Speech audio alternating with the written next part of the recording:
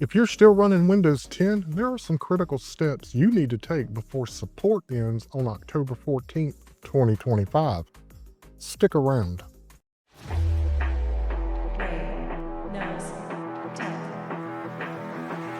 So, what's actually happening? After October 14th, 2025, Microsoft will start providing technical support, new features, bug fixes, and most importantly, security updates. That means your system will be more vulnerable to viruses, hacks, and exploits.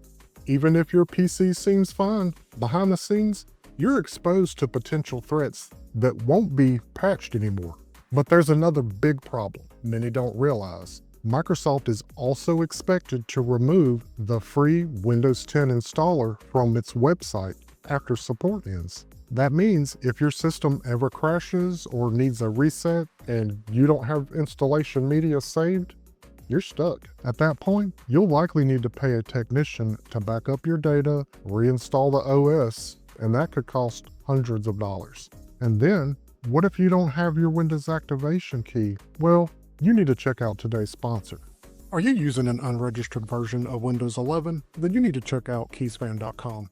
Keysfan offers a wide range of products including Windows 11, Windows 10, and even older versions like Windows 7. Need Office software? They got you covered with keys for Office 2019 and Office 2021. And here's the best part. You can save big with exclusive coupon codes by using my code RKT50 to get 50% off all Windows series. That means you can get Windows 11 Pro for less than $20. But wait, there's more. For Microsoft Office, use my code RKT62 to get a massive 62% off. Buying is super easy. Just add your chosen product key to your cart, apply the coupon code, and pay securely via PayPal or credit card. You'll receive your genuine activation key in no time. Once you have your product key, go back to the activation page, click on Change Product Key, enter the product key you just purchased, and click Activate.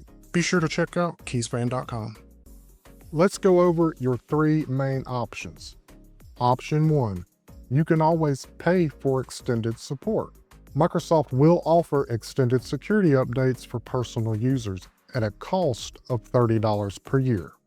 But this isn't forever, just for an estimated 2 to 4 years.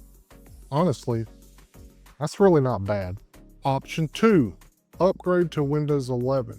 You can always upgrade to Windows 11 even if your hardware is not officially supported. I've made a ton of videos on this subject, and my latest one is the best yet. It fully automates and debloats Windows 11 and then bulk installs your software after the installation. Option 3. Stay on Windows 10, but with preparation. If you want to stay on Windows 10 for now, the most important step is to create installation media now before it's too late.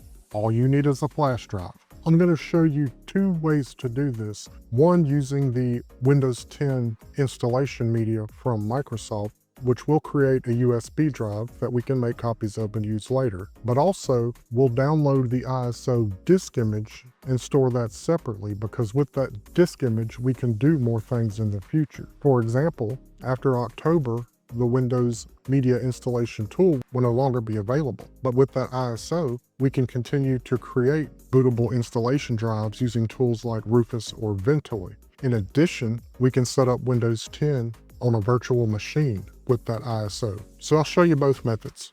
Here's what to do. First, we're going to head over to Microsoft's website and download the Media Creation tool. Insert an 8 GB or larger empty USB flash drive. If you need a flash drive, I'll link one down in the description. And as a pro tip, it's better to go ahead and make 2 of these flash drives. That way, if one gets lost, stolen, or damaged, you have a backup. So we're going to head over here to Microsoft. So I'm just going to type in Windows 10 installation media here in Google. I'm going to come right here to this download Windows 10 disk image.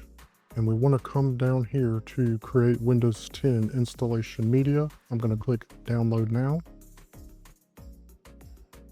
And that will start downloading in the top right hand corner of my screen. I'm going to go ahead and click it. I'm going to accept yes for the user control. I'm going to go ahead and accept the license agreement. I'm going to select Create Installation Media USB Flash Drive. Click Next. Make sure that your language and your edition of Windows is selected.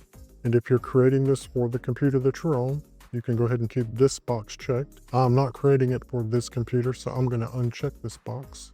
And this is where we're going to select our USB flash drive. So make sure you've inserted your flash drive at this point. And then click Next.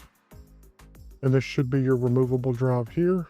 And then I'm going to go ahead and click Next. And I'll go ahead and speed this up and we'll skip to the end. Now that our USB flash drive is ready, we can just click Finish.